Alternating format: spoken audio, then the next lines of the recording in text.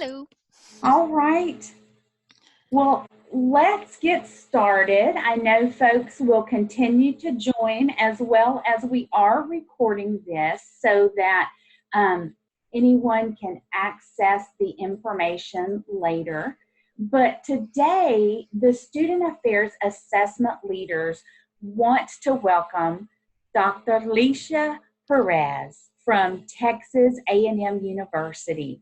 And when we began to discuss what we could offer, Dr. Perez came forward with some amazing ideas because oftentimes our staffs think that we need to do so much that they actually can robustly garner for themselves to inform their programs and services and don't necessarily have to wait on us. So I am so excited to welcome Dr. Perez and to get wisdom and advice and skills from her. So please join me in welcoming Dr. Perez today. Thank you so much, Dr. Wallace. You are so generous. Well, I am happy to share some of the activities that I do as data analyst, although the software that I actually use is SPSS, but I have used Excel throughout my career. And this particular workshop or I guess structured conversation, is a step-by-step introduction to descriptive data analysis and data visualization using Excel. The reason for that is because we all have Excel, and most of the times we could do a lot of analysis, data analysis using Excel. So as assessment people here, we have some outcomes, and hopefully at the end of this presentation, you all will be able to perform descriptive data analysis using Excel, create data visualization using Excel, and I think that is most important is to interpret data analysis results. Just a little background on me. I used to be a former director of institutional research. I worked in the system analysis at City of Santa Monica and business analyst at University of Miami and assistant director. The accent. Who's that?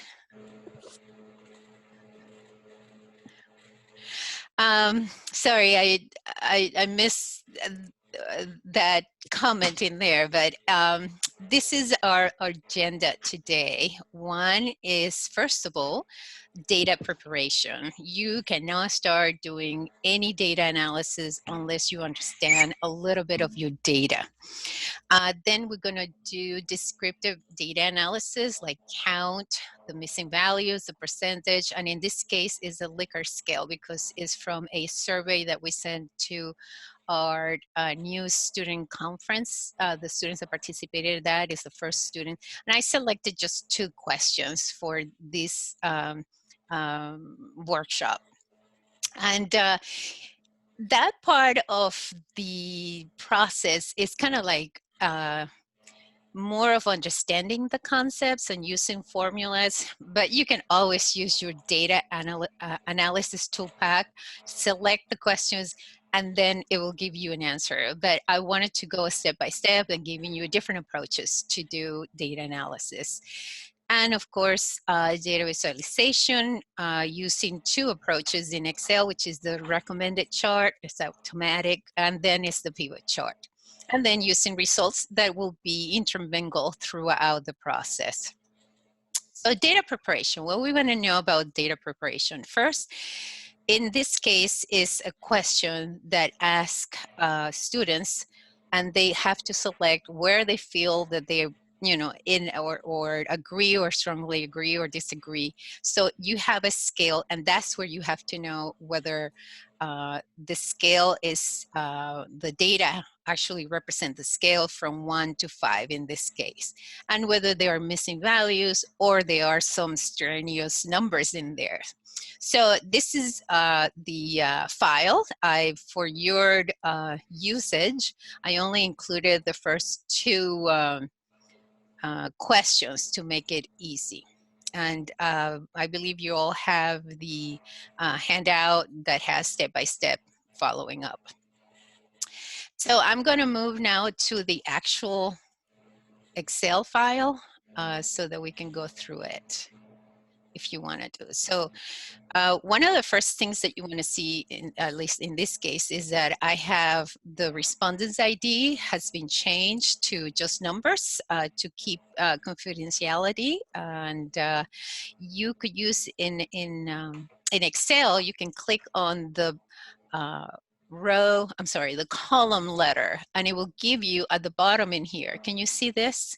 It will give you on the bottom the total number of counts and sum and the average. This might be a little bit deceiving because there might be other stuff. And the other thing that you want to make sure is that you keep your row with the questions on the top. And to do that, you basically just click on this particular cell. You go to view, and then you're going to freeze your pane. That way, when you scroll down, you always have the screen on the top. So I have it frozen in here, but I can just go ahead and then click freeze. So that way, when you scroll down, you can see that you keep the first row on the top.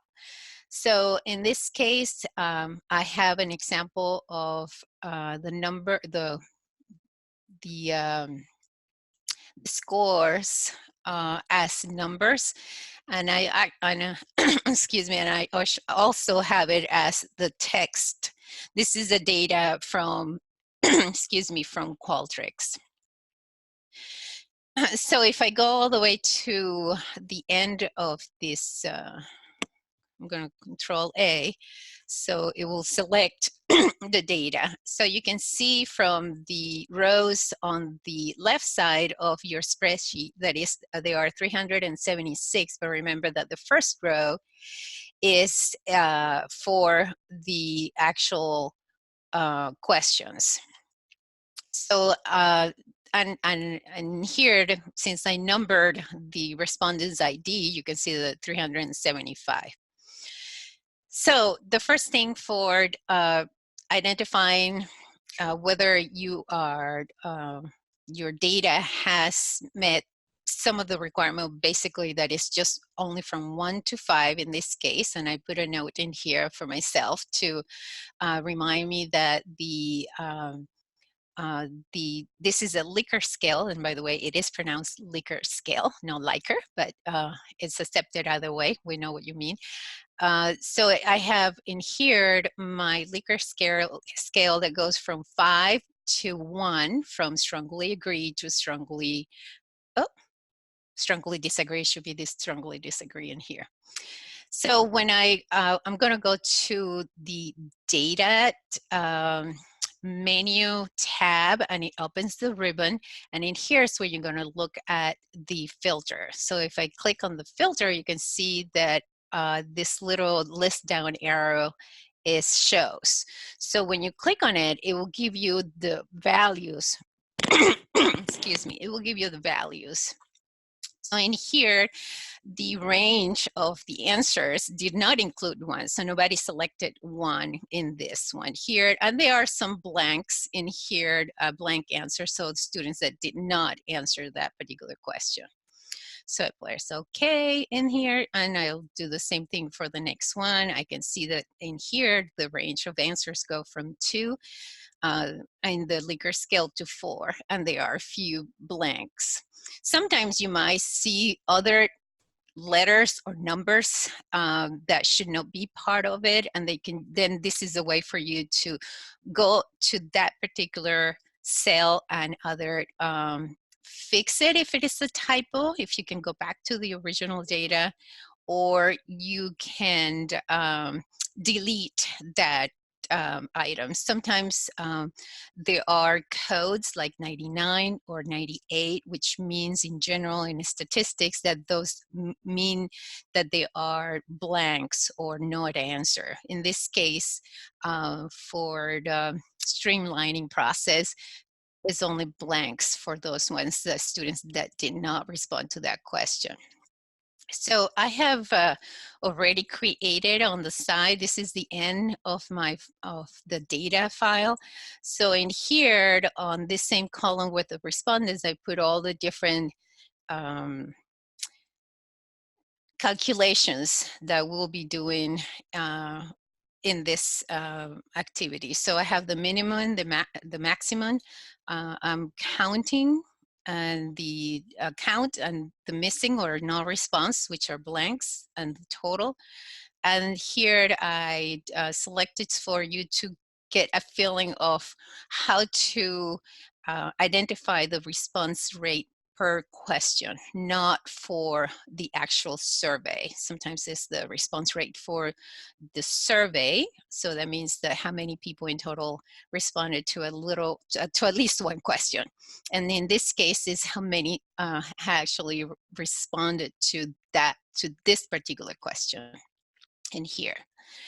So and in here I put the Likert scale and for the analysis to find out how many students responding at each point of the scale, as well as the percentage and mean and the standard deviation.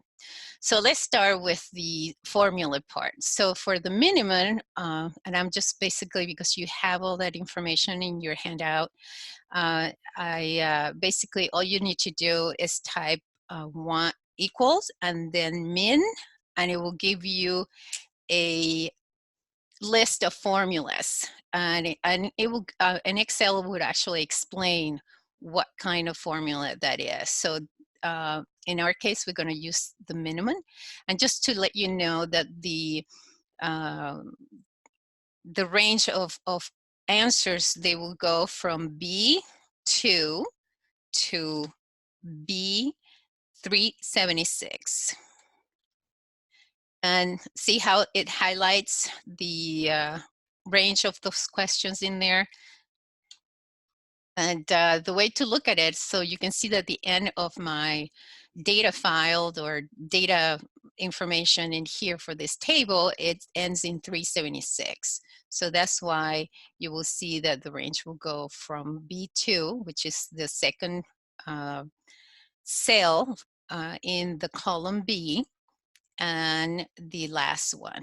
So if I double click again, it will tell me where the range is for this question. So I can scroll all the way to the top and you will see the answer. Oh, I guess I'm have all of you in here in my screen. So here it is. So you can see that it goes from B and then the row 2, B2, all the way to selecting all the answers for that question. So similarly, we're going to do with the maximum. So we know that for this question, the selection point in the Likert scale was 2, and it goes from 1 to 5. For the similar for maximum, so when I click on the cell that has the formula, you can always see it here on the top, which is for either looking at the formula or typing in the formula. If you have any questions, let me know. If I'm going too fast or too slow, let me know. Is it okay, the speed, or? For right now, Dr. Perez, I think we are doing great. And Okay. you bring up a good point. Carrie is monitoring our chat, so if you want to type any information in, feel free to do that. And I will also note we are recording this, so we'll provide that as a resource for you guys as well. All right, so now we want to know the total number of responses. And the formula that we're going to use is count. If I were to, in this case, my data is in numbers. If you wanted to use, for example, the text, like in this one here, you could use a formula that it counts your frequencies of the text. But because these are numbered, then we're going to use count. So this is equal to count. So when you start typing in the formula, it will give you, again, a choice of different formulas, and this will be appropriate to use when you have text. So it will kind of aggregate the text data by the frequencies that they have. In this case, we have numbers, so we're going to use the count, and then again, the range from B2 to B376. And you close the parentheses, and it will give you the total number of responses that somebody that actually click on the choices that were offered. Now, for those ones that they did not answer that particular question, we are using a formula called count blank. So any cell that does not have any data in there, it will use this particular formula.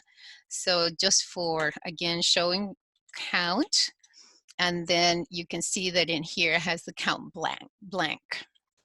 So you use that formula and then put again your range where your data is, B376.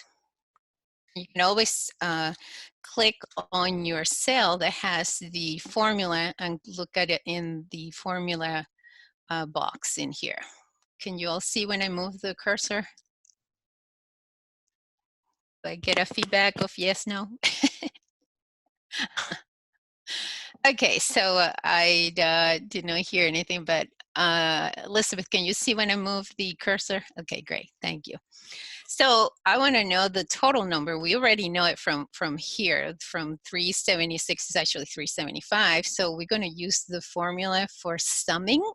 This is great when you have a lot of rows to be counted. In this case, we only have 2, and we use the sum. I'm going to move it to here, and actually I'm going to show you in the home tab. It opens the ribbon and you can see clear the auto sum. So that will, wait.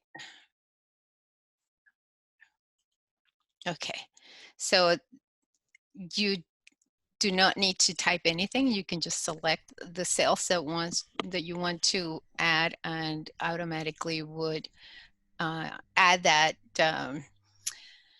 those cells and locate your, or type in bytes automatically the formula. So in this case is sum, and again it's going to be the sum of these 2 cells. So you would know how many people responded to the survey. So that's the count, and I can use, you know, responses in here. And then how many did not respond, and this will be that one, and the total number of participants in this survey, and that would include those ones that either responded or did not respond. So we have 375 people in total that responded to this survey. And to calculate the item response rate, then your formula will be the number of responses over the total number of possible responses, and it will give you that. In this case, we had a fairly almost 100% response rate for that particular item. So now this is the response item. It's not the same as the survey item. Now I'm going to identify or calculate how many people strongly agree. We're neutral. Actually, we don't really use neutral, but for not having to kind of put, you know, neither agree, neither disagree, I just put neutral because it's just one word. And how many disagree and how many strongly disagree. And you can see that I have included in here the Likert scale number. So strongly agree is number 5, and all the way to strongly disagree with number 1. So another formula, you can see it on the top, is again going to count, but in this case, it's going to have a logical part of that question. So again, I'm going to just do this one, equal count, and it gives me the formula that you want to use. So again, the range, which would be B2 to B376, And you can see it on the top, that's selected all the way to 376. And then the criteria. I know that my data for that answer is Likert scale, and it goes from 1 to 5. So 5 is strongly agree. So I'm going to put my criteria as 5 because any data that is in that particular column that is number 5 is going to identify it and count it as strongly agree. And you can see that there are 201 responses that they strongly agree with that statement about, I understand some ways that I can create a community of respect at, and then I put University X, could be your university, in our case was Texas A&M. And the same for each one of your criteria. So in this case, the criteria is number 4. You can see that agree is number 4. So when you use the same formula, it will give you the count or the frequency of that number 4, which is agree. And the same for neutral. You can see it in here, number 3. Then for disagree, which is number 2. You can see here in the formula, number 2.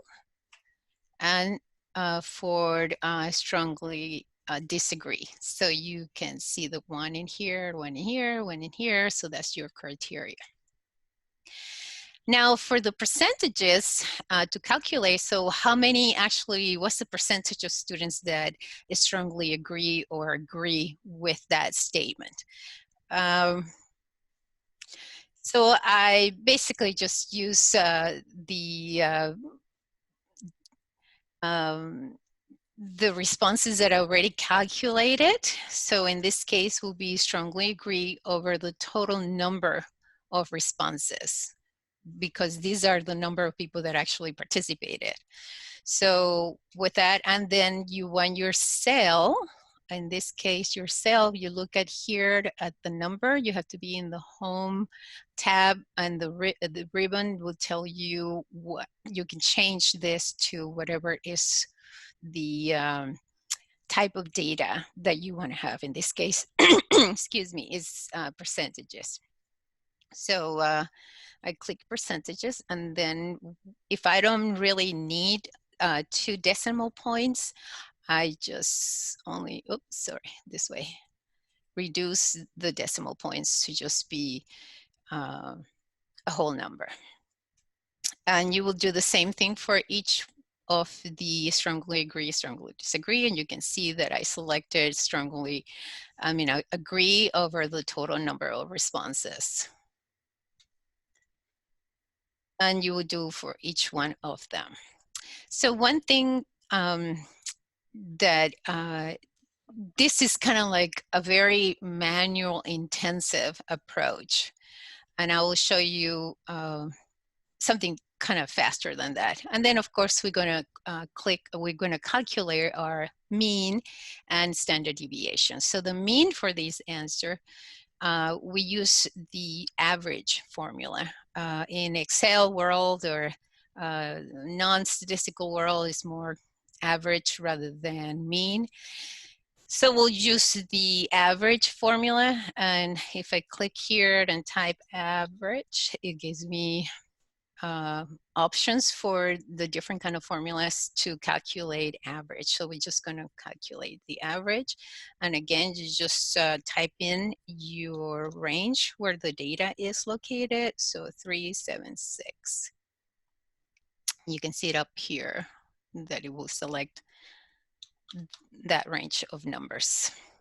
So my mean for this question is almost 5, which means in a scale that goes from 1 to 5, where 5 is strongly agreed, that means that the higher the mean, more people answered in the either agree or strongly agree side of my scale. So they're strongly agree or agree with that statement that I understand some ways that I can create a community of respect. That means that if you are creating a program or an experience for students in the Division Student Affairs, that you want them to go through an experience to explain them how you can create a community of respect. So if your mean is higher in this scale where higher value means strongly agree or agree, that means that the students are actually indicating or self-assessing themselves, because you're not creating a direct assessment. Will be an indirect assessment, that they are telling you that they're self-assess themselves, that they understand how to, some ways to create a community of respect. So you will say, well, that's great. So there are very few students that are neutral, or like in this case. I'm sorry? Hello? I think that was just feedback from someone. Oh, okay.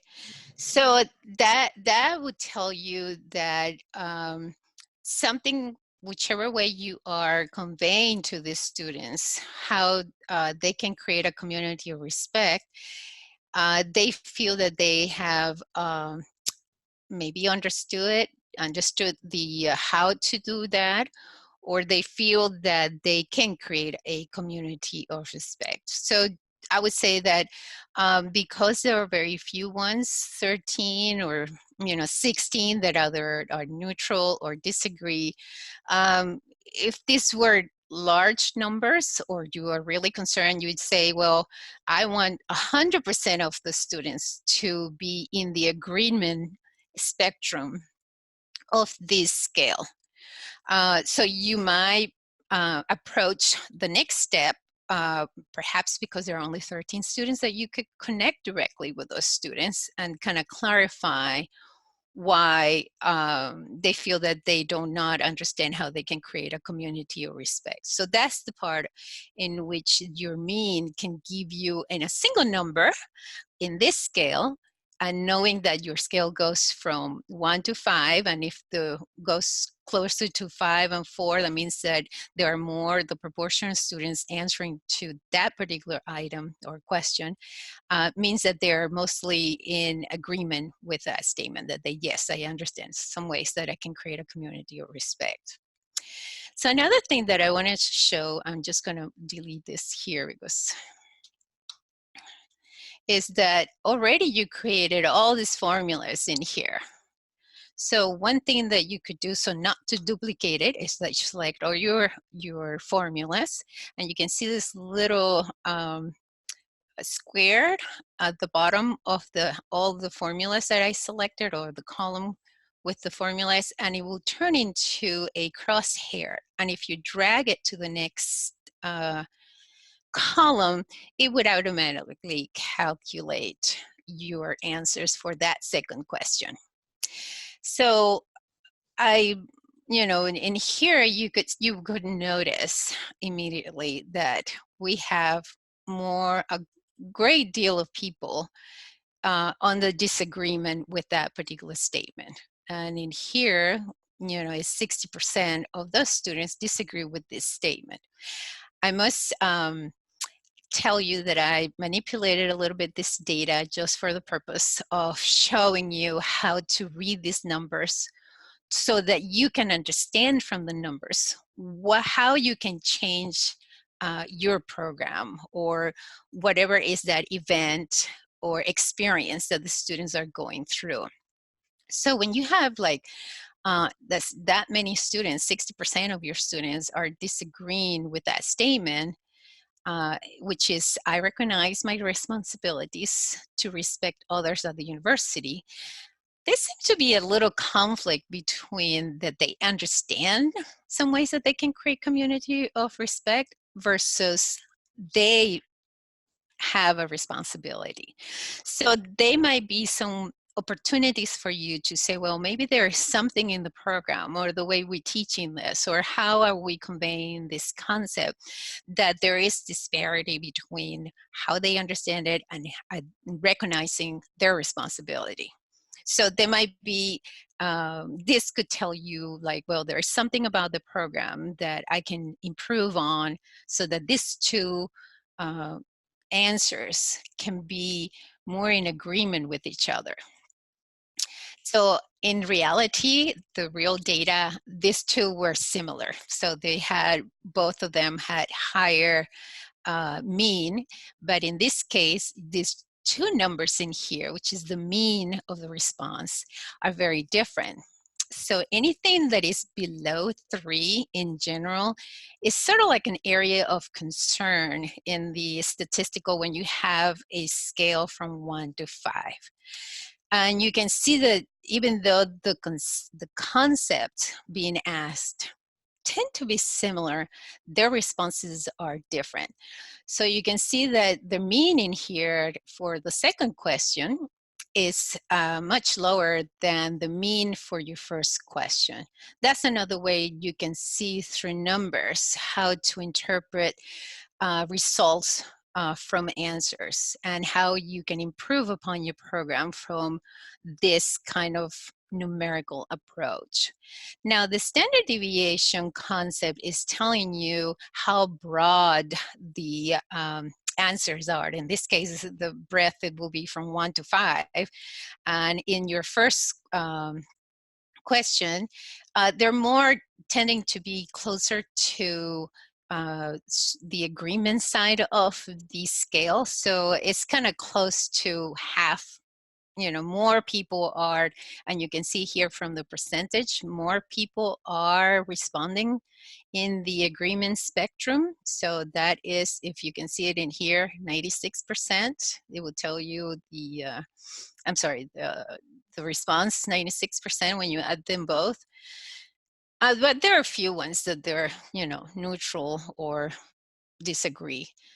Now, in the case of the response where you have more people on both sides, that it's like distributed all around this scale, your standard deviation will be higher, meaning that there is differences. And perhaps if you were to disaggregate this data, it might, mean that certain population of your students that responded to this question are different. So you might approach with that new way of looking at your data, that you might want to focus on that particular population that had a very different experience. So the students that in this case agree, 37% of those ones agree, but then you have another group of students, about 60%, that they disagree. So there might be something in there that you can look at, how can we do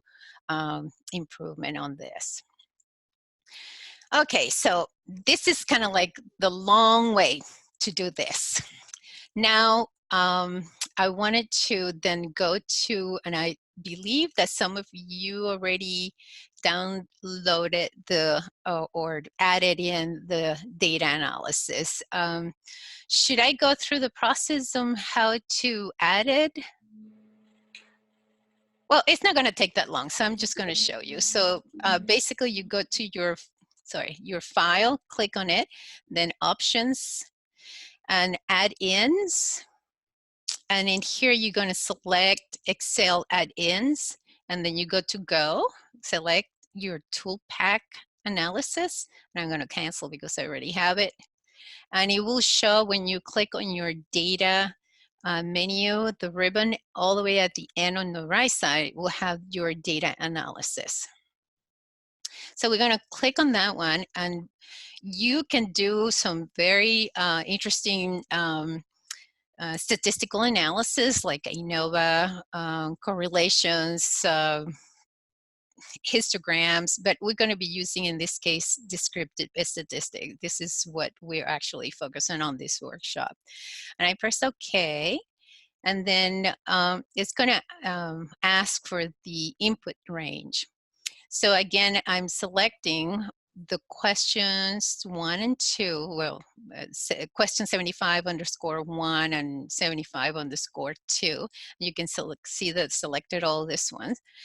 I'm letting it know that there is a label in the first row, and I want this in a new worksheet. And summary statistics. For some, you can use the confidence level, but we're not this point right now. So I'm going to click OK. And here it is. So all that time that I spent, you could have just used this approach and it would have been so much faster. And let's see, I'm going to do a little bit of formatting and formatting. So you can see again that, and I'm going to kind of reduce the number of digits to just be 2. Same for this one. So again, you can see your mean is higher for question 75-1. They do understand, or at least agree with, mostly agree, the greater proportion of students that responded to this question. They are on the agreement side of your scale, almost 5, in a scale from 1 to 5. And for your second question, again, similar to the one that we, sorry, this one here, it was 2 and 449. So it's so much faster, basically. But I just wanted to give you different approaches to calculate some of the basic descriptive analysis, and it will give you the total number of counts in here, and the same as with the range, how many people, I mean, from the 5 to, I'm sorry, from 1 to 5, how many actually responded, and you can see 2, 3, and 4, and 5, and your minimum and your maximum. There might be some data in here that at the moment is not the focus of this training or conversation. Seems more like I'm just doing all the talking, but so that's an approach that is faster and it gives you all the data and more than what you need at this moment. So again, you can approach it this way, or you could just use your, in this case, I'm going to call it the data analysis tool, but it is quite fast.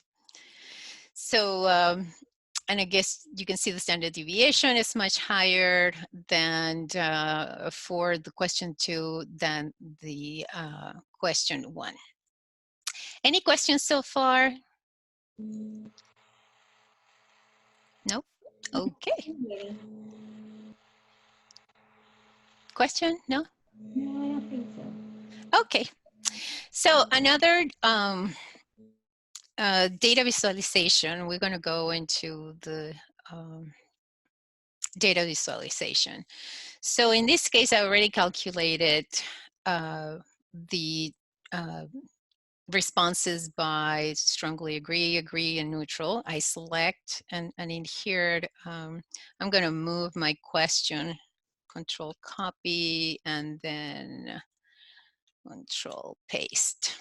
So I have the aggregated responses by the questions. So I'm going to see the distribution visually. So I'm selecting the question 75_1 with this Likert scale, and I'm going to go to insert and then recommended charts.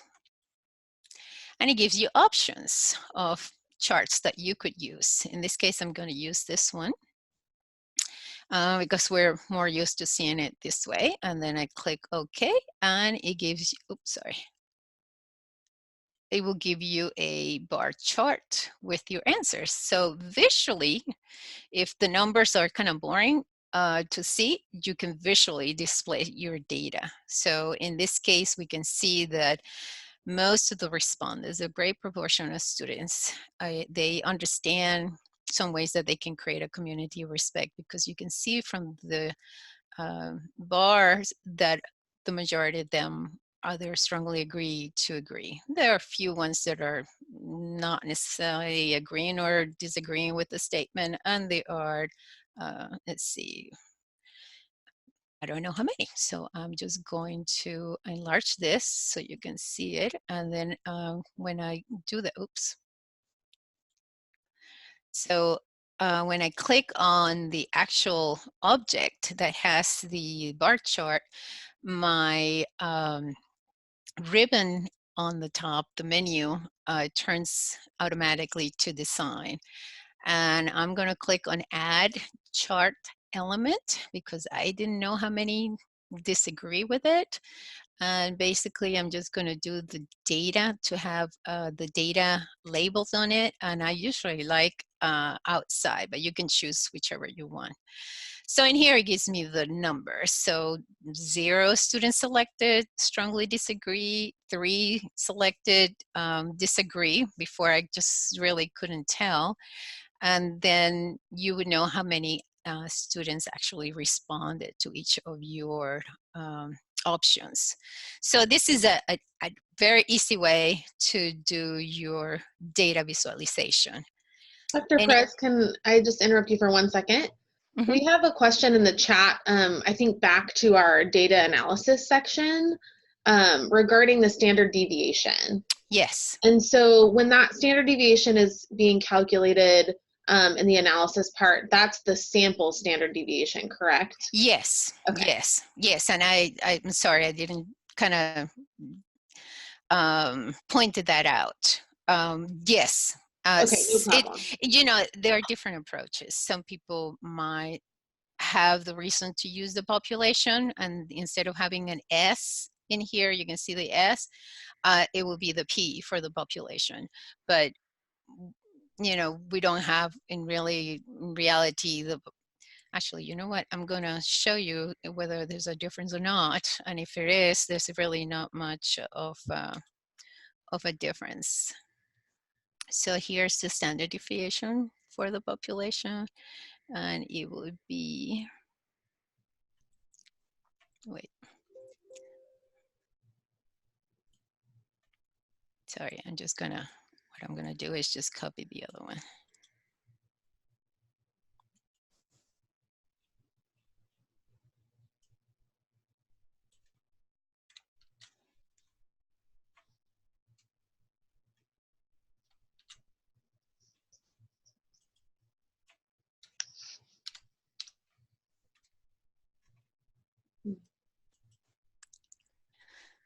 Okay, so here we go.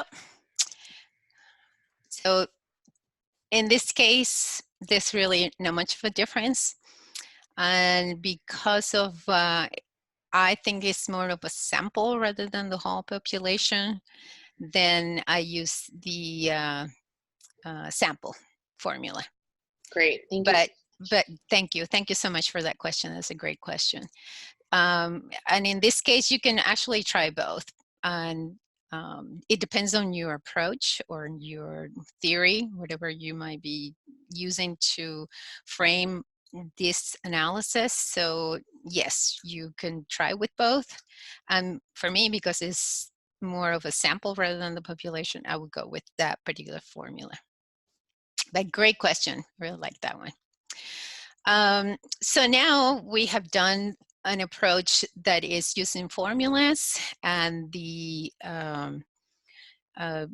selecting the recommended chart automatically. So now I'm going to use pivot. Oops, sorry. I'm going to show the pivot table. So I'm selecting again my question. You can see that is the question and the answers. And I'm going to go to Insert. I'm going to select a pivot table and just leave the defaults because it selects on this area. It has the area where I have the question and I have all the data for that particular question. And I want it to be in a new worksheet. And I pressed OK. And in the actual handout that I provided, I used all the questions, but in this case, just to make it less busy visually, I just only using one at a time. So I'm going to basically do the aggregation using the pivot table. So I'm moving my question to the rows so that in here it gives me the scale, and in here then it's going to count the responses on this. So I'm going to make it a little bit easier to see, I think. And okay, so you can verify it by looking in the values box that it was count, but in case you do not see it, you click on this list down arrow and it will give you a menu. You will select the value fields, and in here you can either sum, count, do an average, or other options. And in here, make sure that is the question that you are actually calculating the aggregation. And I press OK. Now in here, when it is a numeric values that we're using, is going to give you the number, but you could change that to be whatever is the actual text. The other issue that we have is that it's including the blanks. So to remove that, we click on this list down arrow and click on the blank. You can actually sort too. So if you want to have the 5, let me press OK. So in here you have 2 and 5. If you want to sort it like 5 is at the top and 2 is at the bottom, you could do that too by clicking here, sorting A to Z or Z to A. Okay, so now it's the same as my numeric values that it gave me the answers of 201. So 201 for 5, 154. So you could see that it's basically the same, but it's much faster. So I use, basically in Excel, I just do a lot of pivot tables. So I'm going to go ahead and use the sorting. So it will be 5 at the top and 2 at the bottom. And numeric values. So I'm going to select all this. Basically, you can just type it in, but I'm just going to paste it in. Oh, I guess it's not going to fit that way. Huh.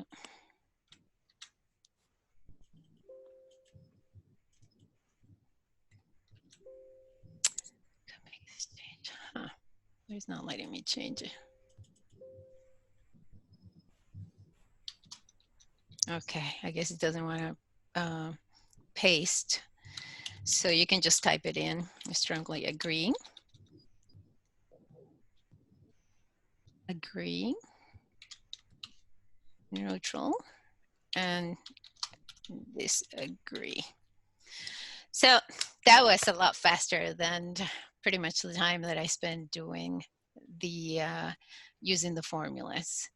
And the last thing that I wanted to show was doing the data visualization using pivot tables. So again, I'm selecting the question 1 and all the data for that. I'm going to insert and then go to pivot chart. And it gives you either one because of the way the data is set, is going to give you both.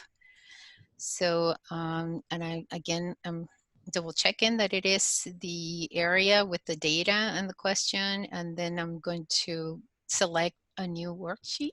And here we go. We do the same approach. Just move the field to the axis and the values, and it's going to count it. And sorry, I'm going to close this so I can move it over here, and it automatically gives you the chart. I can do the deselecting of the blank and sort it this way. Oh, deselecting of blank. And press OK. So again, the same thing. So I strongly agree.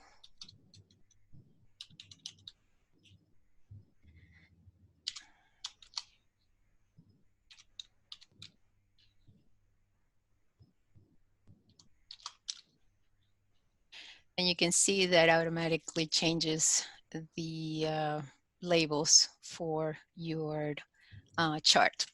So I left this one for last because it would just save you a lot of time if you just only choose that one. But it was approaches to using Excel for data analysis and data visualization. Again, you can see that the great proportion of your students strongly agree or agree with that statement. And in here it is that I understand some ways that I can create a community of respect. I believe I kind of demonstrated all the content for this workshop, and I see that we're getting too close to 11 o'clock. Was that only 1 hour or 2 hours? Dr. Perez, this has been amazing. I hope that everyone, I was furiously taking notes because you could, once we distribute the recording, you could provide this to others in your student affairs division. You could do GA trainings with it. It is just really rich with tips and tricks. Thank you for this. Oh, you're welcome. Thank you for the honor to share some of this information and knowledge and experience with all of you.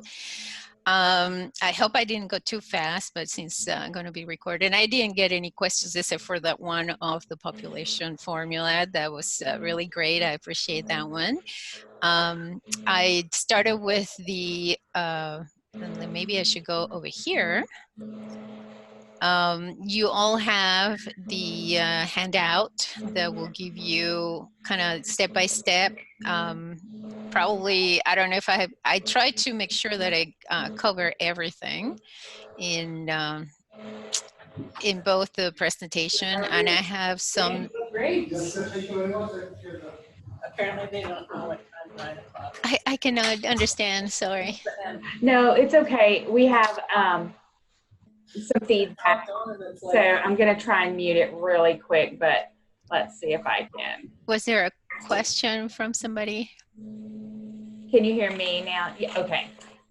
It was actually someone, Dr. Perez, that there was some feedback. So we're good. Great. Dr. Perez, I want to also let you know that some of our colleagues have already said they can use this data today in work, and they appreciate you. Great, thank you so much. I'm thankful to all of you. And here are some of the suggested readings and videos. One, if I went too fast, or if the actual handout, which I tried to make it as detailed and step-by-step as possible. That's the part that took longest. Doing the demonstration live did not take as long as the actual handout, just in case you want to go to other sources for, online services that will give you some extra information. So unless anybody else has other questions or comment or ideas for the future, I'm pretty much done.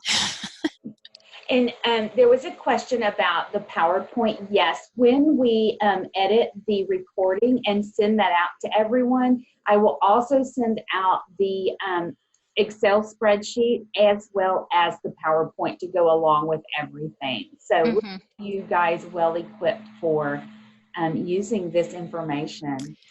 And perhaps what I could do too, because I think that I don't know if the Excel that I sent you to share, did that include the formulas? I'm not quite sure, but if it's not, if it did, okay, great. Well, I haven't gotten mine. I've got so many things up right now, so I didn't get to it. Okay. So you know what, I didn't know how long, and I forgot to ask you, but I kind of planned it to not be longer than an hour. Is that correct? Perfect. Okay. Perfect. Otherwise, it gets just too much. All right. Well, if there's nothing else, thank you, Dr. Perez. Thank you, Carrie Klima. And thank you, colleagues, for joining us today. And we will be back in September with more rich assessment, learning, and development. So we hope that you have an awesome opening as we head into the fall semester. Great. Thank you so much and Goodbye. goodbye. Bye-bye.